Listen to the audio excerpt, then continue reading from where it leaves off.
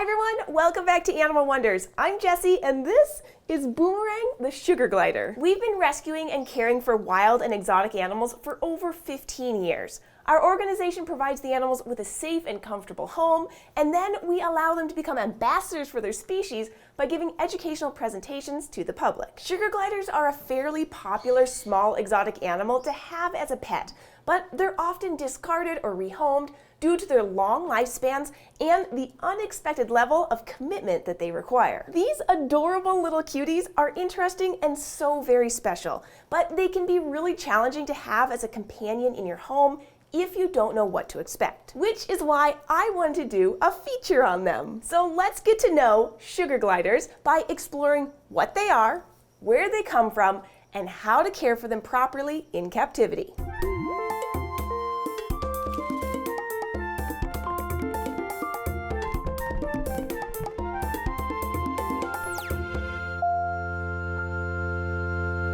Okay, so what are sugar gliders? Here you go, Boomerang. You head on up there. Let's get to know them by classifying them. First up is their kingdom. They belong to Animalia, which means they're a multicellular living organism that can move. So they're not a plant, they're an animal. Phylum Chordata. They have bilateral symmetry and a notochord during development and a skeleton as an adult, among other characteristics of this group of animals. Class Mammalia. They're warm-blooded, their body covering is fur, and they have a 4-chambered heart. They give birth to live young and nurse their young with milk produced in mammary glands by the mother. Infraclass Marsupialia. These mammals are native to the Americas and Australia. Probably the most distinctive characteristic is that all female marsupials have a front pouch to carry and protect their underdeveloped young. Most marsupials also lack ossified kneecaps and have significantly more teeth than other mammals. Order Diprotodontia. Marsupials belonging to this group are only found in Australasia. They have 2 prominent front teeth on the bottom, and their second and third toes on their hind feet are fused together, which is called syndactylus. Family Pitoridae. And we're getting down to it now. This group is comprised of just 11 species in 3 genera, including possums and triox. All pitorids have similar facial markings and a stripe running down their back, but not all can glide.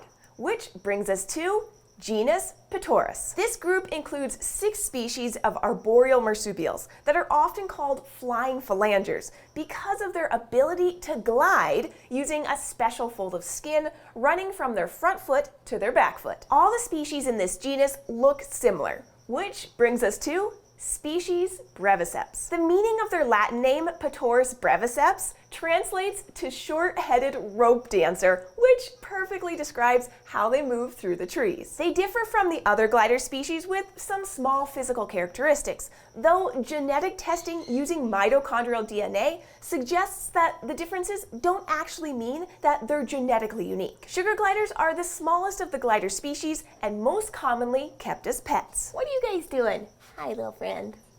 Okay, now that we've delved into what a sugar glider is, let's talk about where they come from. This is really important because in order to understand why an animal does what it does, you have to look at where they would naturally spend their time. Knowing their native habitat and learning what they do all day helps open your eyes to what their world is all about. So, sugar gliders can be found in the wild in Australia, living in a variety of forests on the southeastern part of the mainland. Their ideal habitat has a multitude of branches and stems and a dense canopy which allows them to climb, run, and jump along the trees with ease. Sugar gliders have evolved specific adaptations that allow them to thrive in this environment. First, they're nocturnal, sleeping solidly through the daylight hours and only becoming active after nightfall. You can see that they have very large eyes, which give them excellent night vision. This makes hunting in low light much easier since they can quickly spot the tiniest of movements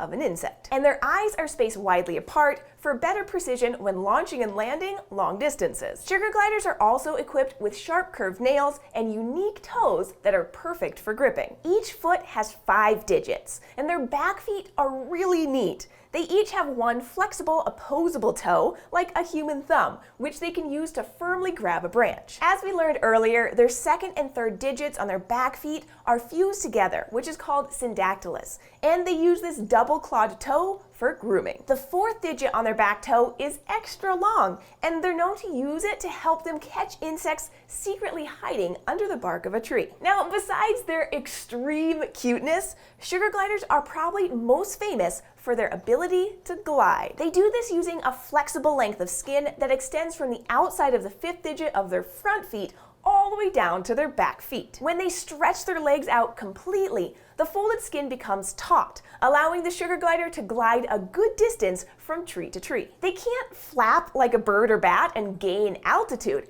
However, they can use their arms, body, and long tail to steer different directions midair, and they're able to glide up to 50 meters. Sugar gliders are quite small and are vulnerable to many predator species.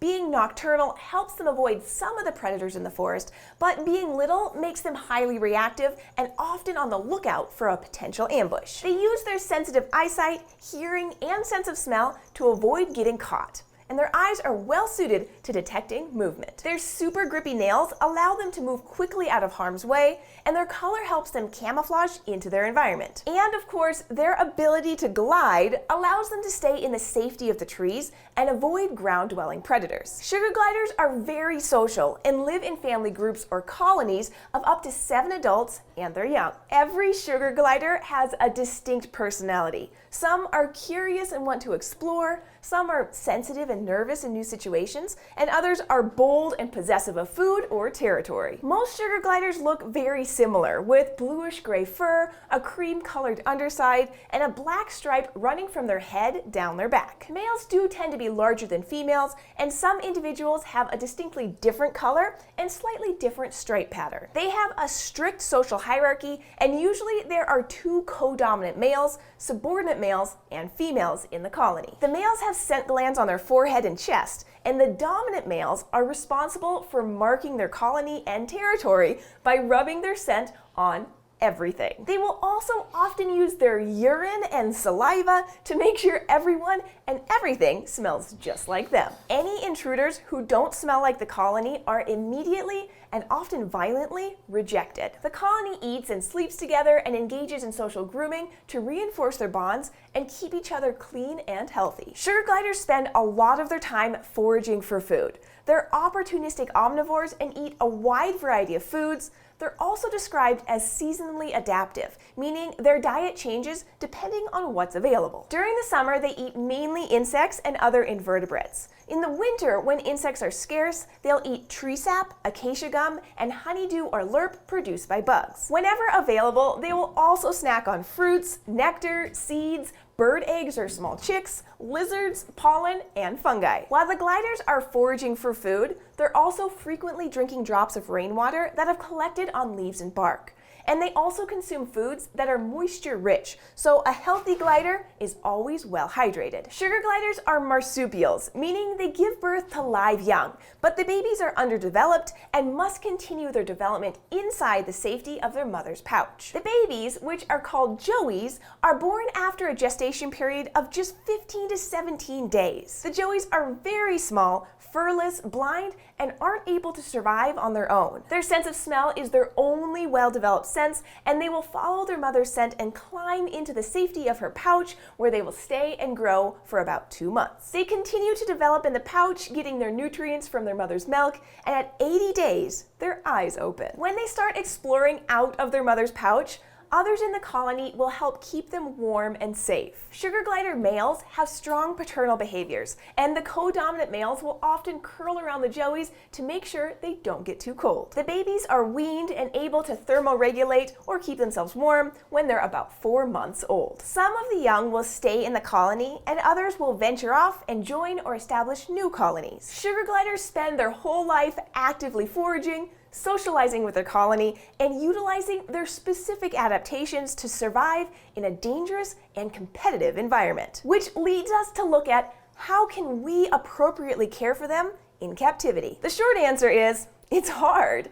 The long answer is, keep all of their natural history in mind when finding solutions to their care. So the first thing we need to address is a reminder that sugar gliders are nocturnal. So all of their escapades will be happening at night when all the lights have been turned off and it's nice and dark. The second important thing to remember is that sugar gliders are highly social by nature, so they should not be housed alone. They need companionship to live a good life. They also need to be able to move a lot, which brings us to their housing requirements. They may be small animals, but giving them as many opportunities to climb, run, and jump is essential to healthy and happy gliders. They benefit greatly from a variety of things to climb on. Thick and thin branches, ropes, shelves, and hanging toys are great ways to encourage active play and exploration of their entire space. Changing their furniture around, replacing old things often, and adding new items is encouraged. Remember, in the wild, they live in an ever-changing forest with new smells and new experiences every day. So they'll also benefit greatly from being allowed to explore outside their enclosure. The challenging part about this is that not only will they be doing this at night,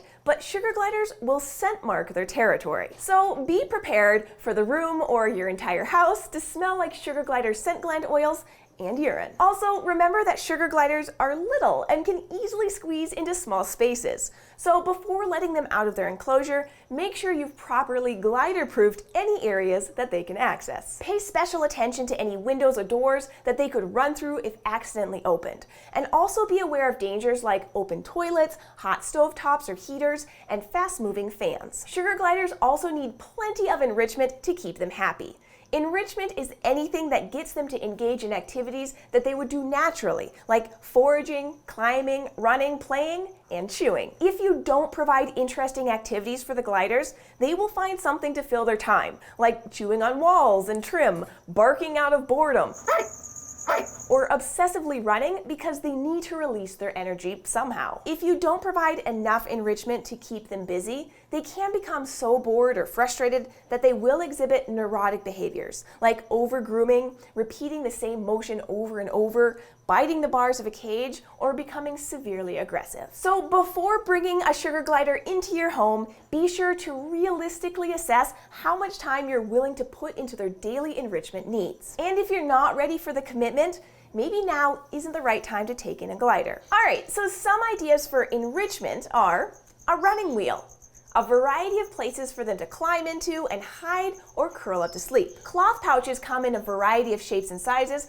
but coconut shells or other small spaces are great too. Perches and natural branches are great to climb on. If you're using natural branches, be sure they don't have any toxic chemicals on them and avoid woods that are toxic if chewed on. For example, plum or apricot. Hanging toys are great for climbing, and ground toys that can be manipulated are really fun, like balls or small figures. Another idea for enrichment is non-toxic grass or fresh leaves scattered around their enclosure. Also, scents that are safe for them to interact with can be rubbed or spread on their toys, perches, or walls. Some examples of fun scents are flower pollen, cinnamon, honey, rosemary oil, anise, lemon peel, and vanilla. Getting creative and having fun with enrichment is a great way to continue enjoying your pet over the years. All right, next up is a proper diet.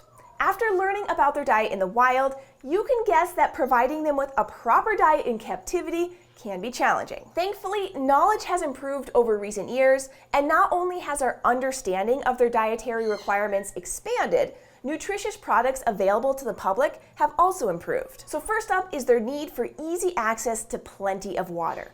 A Lixit bottle is a good option since they naturally drink by licking drops of rain. Be sure the water stays fresh by replacing it daily and watch the amount being consumed to ensure there's no change in how much they're drinking. If you notice a change, it could mean that the bottle is malfunctioning, or your glider is sick and needs to go to the vet for a checkup. There are a few different routes you can take to give them a nutritionally complete diet, but all of them involve a wide variety of options. We've cared for many sugar gliders over the years, and we currently have 3 males living together. To make sure they're getting what they need, they each get their own bowl with the same amounts of the following: 1 teaspoon Missouri insectivore diet, 1 teaspoon HPW nectar, 1 tablespoon variety of fresh vegetables, 1 teaspoon variety of fresh fruit, and 3 mealworms or crickets. So the takeaways for proper care in captivity are: if you provide a good amount of space for them to be active, plenty of enrichment, fresh water, and a good diet, your sugar gliders are well on their way to living a happy and healthy life. Lastly, but so incredibly important, is sugar gliders will need a vet who specializes in small exotic animals. If they do get sick or an accident happens, they require specific care. So it's best to research available vets in your area before you decide to bring sugar gliders into your home. Then, if or when the gliders arrive, schedule an initial exam to establish a relationship with a vet and screen for any potential illnesses. This way you know who to call if an emergency happens. Also, if you plan to have a male and female housed together, it's best to have the male neutered to prevent unwanted breeding. You may think it's a fun idea to have babies, but remember that babies only stay little for a few months, and then you'll be responsible for another 1 or 2 adult gliders for hopefully the next 12 to 17 years. Which includes providing the whole colony with more space, more food, more enrichment, and a plan in case they don't all get along with each other. Also know that in order to have your sugar gliders enjoy interacting with you, you need to spend a ton of time with them, especially when they're young. Remember how closely they bond with their colony in the wild? They eat, sleep, and groom each other all the time. If you leave them alone all night when they're most active, you're going to miss out on the most crucial times to establish a trust bond. Interacting with sugar gliders also takes understanding and practice. Their ways of communicating are different than humans, so you'll need to learn their body language and vocalizations in order to form a trusting relationship. Pay attention to how they move, how they hold their tail, how fast or slow they are. The key is you want them to know you're a safe place to be and a good place to find treats. Sugar gliders are adorable, fascinating, and so adventurous, and I want everyone to appreciate their beauty and also respect them for who they naturally are. And now we've covered what sugar gliders are, where they come from, and the basics of how to properly care for them in captivity. There's even more to learn about sugar gliders, so if you're interested in knowing more about them, I've put links in the description below for a deeper look. Thanks for watching, and if you'd like to learn more about the animals we care for at Animal Wonders and want to go on animal adventures every week, be sure to subscribe, and I'll see you soon. Bye!